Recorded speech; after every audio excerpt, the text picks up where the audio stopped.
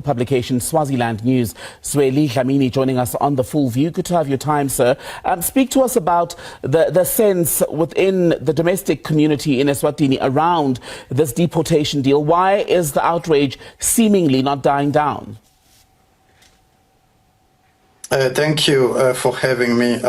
What is happening in Eswatini since last week, Wednesday?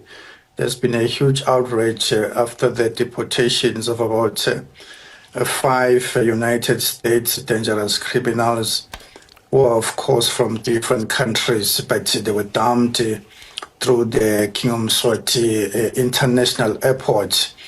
What happened thereafter, if I recall, it was on Thursday. Women rights organization marched to the United States Embassy demanding that these deportees must be sent back to the United States. And what we subsequently gathered thereafter was that, in fact, there's an agreement between the Kingdom of Eswatini and the United States, which might result to the deportations of about 160 dangerous criminals, including terrorists. And as far as I understand, these criminals will be deported in stages.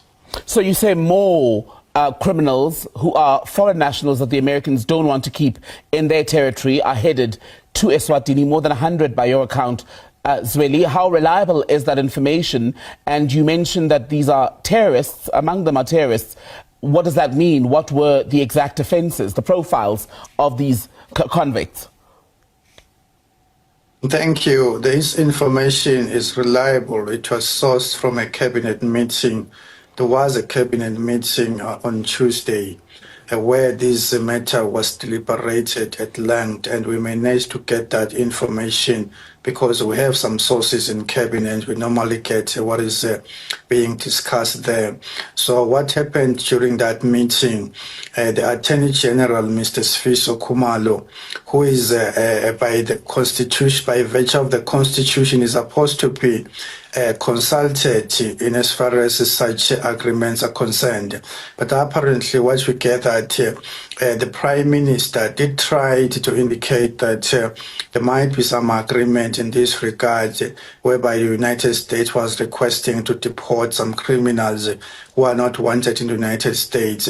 And the Attorney General is said to have advised that no, this agreement will have a negative impact. In fact, it was undermining state security. So the Prime Minister is alleged to have then went behind the Attorney Generals and signed that agreement. So there was a serious conflict within Cabinet. In fact, on Tuesday, the Attorney General ended up telling the Prime Minister during the meeting that he has got the agreement that has been signed, which of course might result to the deportations of over 150 criminals. In fact, the number, according to the agreement, is about 160, and these include dangerous terrorists. And what is in this for Eswatini? What will the kingdom actually benefit from taking in these convicted criminals from the US? I know the Americans are paying for their time. At least these 5 who are in solitary confinement are going to be taken care of on the US dime. But ultimately, what is the benefit for Eswatini?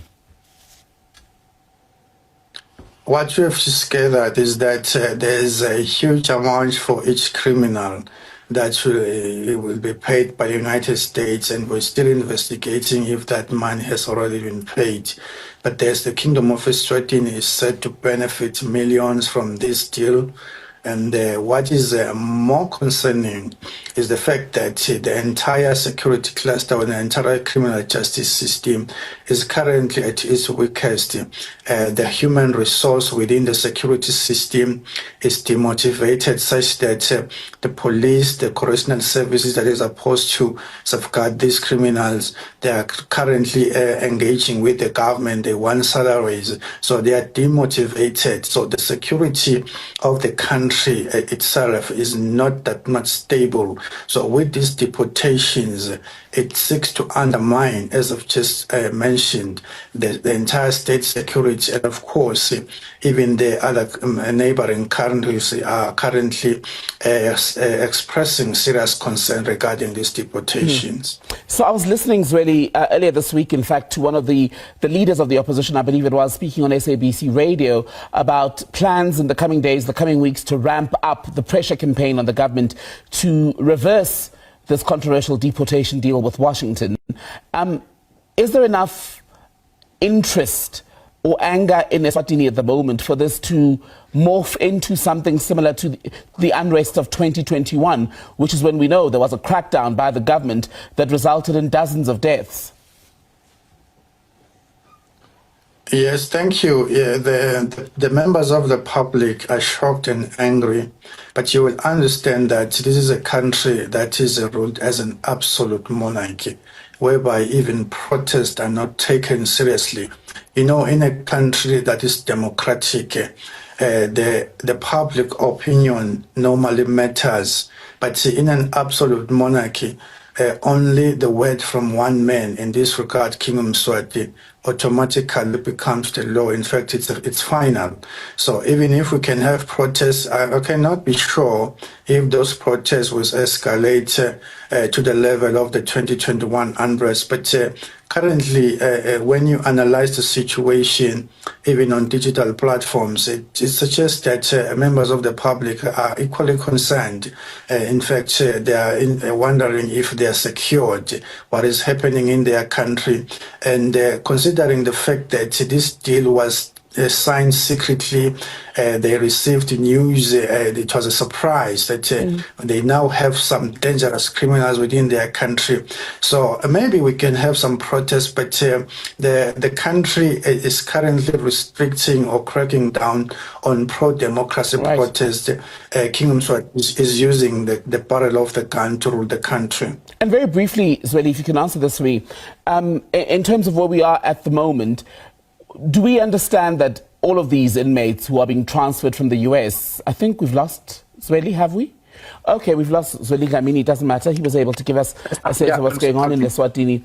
Okay, Zweli, I'm told we've got you back. Let me squeeze in a final question. Is the understanding that all of these convicts who are being taken to Eswatini from the US, are they all going to serve life sentences? If not, when they come out, is the expectation that they be integrated into Swati communities?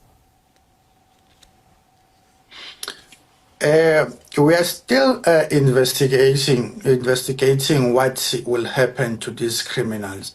But the information that we have so far, these criminals were rejected by their respective countries.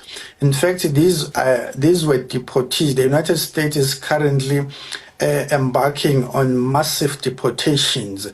So these criminals were rejected in their respective countries, and then the United States decided to engage Eswatini, saying, please keep these criminals for us. And what the government of Eswatini is saying that we are still engaging with their countries. We will eventually repatriate them back to their respective countries. So we are still investigating what will happen, and if they are being deported into Eswatini will eventually result to their repatriation to their respective countries. But we're not sure, because this is the government that is operating very secretly, and we are not even trusting the information they are providing us in this regard.